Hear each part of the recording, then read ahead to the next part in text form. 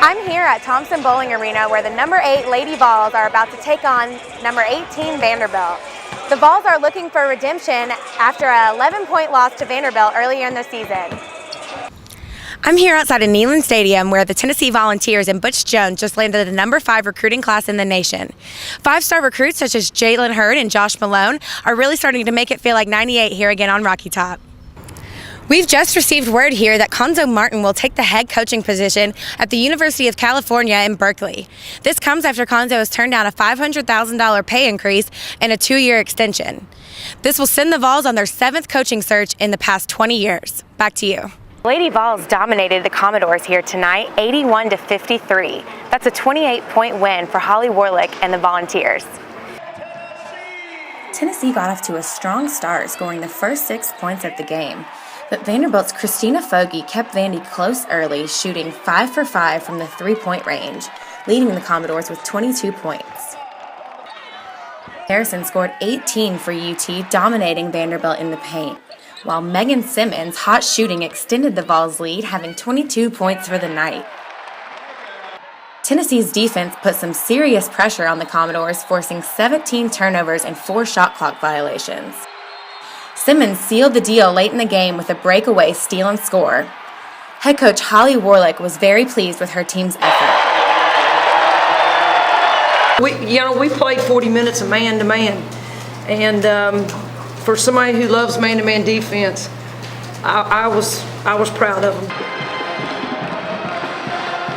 The Lady Vols came into tonight hoping to get revenge on the Commodores, and that's exactly what they did.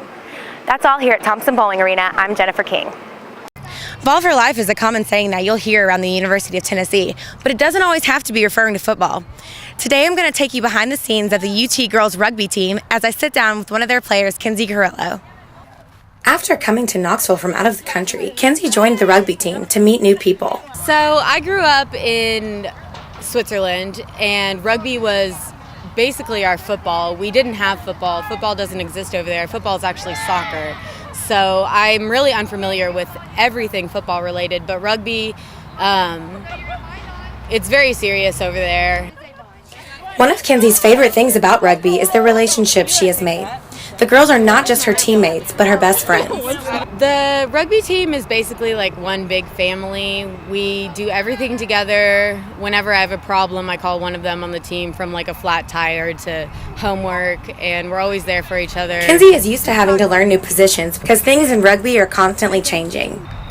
After a few injuries over the last few games, we've actually had to shuffle around all our positions. So I've gone from fullback to inside center, and now I'm actually learning flanker, which is my favorite so far. It's in the front of the pack. So I went from being a back mostly, and now I'm a forward. So I'm very excited. The main thing for you is when you're going in. Whenever another team comes to play them, they always make sure to make them feel right at home. It should be kind of like that level, and it's every. Part of rugby is just the whole like being a family and being like, you know, this game was awesome. The whole rugby was like, the game was invented, just everyone got drunk and played it together, which is probably why we have such weird names like Scrum and Rubble and stuff like that. Cheese smells funky. So it's very important that even after the game, when you like step off the rugby field, you're friends. UT Orange and Black, be the far side of the backs. Go Hellbenders! Peace, love, rugby. Luckily, you're broke and you're stuck on JEM 365. We're going to toss it over to Jennifer King with sports. Thanks, Tate. The craziness surrounding the Vols roller coaster may not be over. An ESPN report coming out this afternoon that Cuonzo Martin is a top target for Marquette's vacancy. The report says there hasn't been any confirmation Martin is in fact interested in the job. His team, however, was interested in fighting in last night's Sweet 16 loss to Michigan. Down 11 at halftime and 15 during the second half, the Vols cut it to 1 on a late Jordan McRae pucket. But Jonell Stokes was called for a late charge. The call was questionable, but the Vols' heart was not. You know, we didn't come out here, even though Michigan was on fire, we didn't come out here and get blown out. We still showed some heart towards the end, and, you know, I got a chance to play on a stage like this, and it's amazing. You know, a lot of people didn't think we would make it this far. And I'm sure there was points in the game where people thought we'll still be down 20 or 25. So we definitely showed heart. You know, a lot of it was just we had to get lucky and hope they missed some threes. And they wouldn't miss. The Lady Vols are back in the Sweet 16. They've gotten there 32 times in 33 women's tournaments. They're, of course, the #1 seed in the Louisville region. The Lady Vols will take on Maryland at the KFC Yum Center tomorrow at noon. Their thoughts on the game. We just need to focus on our next game. We can't get to where we need to go if we don't focus on Maryland right now. So I think in years before, we've said we got to the Final Four, but we can't overlook who we're going to play next.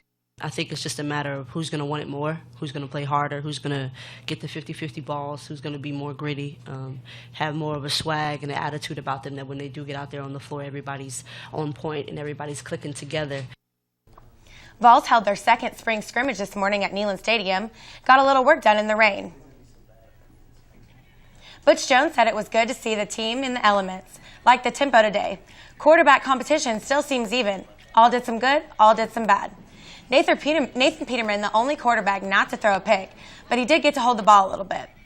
Riley Ferguson had an overtime interception that got him some words from Butch Jones, but he says that that's just another teaching moment for the whole unit. Is earned overtime, and they know I'm always going to have their back, and so every play is a teaching opportunity with this young football team. So a lot of times when you're correcting one individual, you're correcting the entire football team. That's what teachers do. So it was a great teaching opportunity at that moment of time, not just for Riley but the entire quarterback position, and you always need to take advantage of that when those opportunities occur. Jones was not so impressed with the defensive line and the linebackers. On the flip side, he liked what he saw from the O-line and running backs. Freshman Jalen Hurd continuing to progress, and veteran Marlon Lane battling it out despite a cast on his arm. Position group is really starting to come on. And, Marlon's been a warrior for us. He's playing with a cast, and to have him back and get some game repetitions, some game speed reps was big for us today. But also, Jalen Hurd continues to develop, and he needs as many reps as he can, so that was extremely productive for us. Great night for hockey in the Coliseum. Eric Statum's overtime winner gives the Ice Bears a playoff win over Louisiana 2-0. The Ice Bears move to the SPHL semifinals. Now back to you, Tate. Thanks. We'll be right back after this.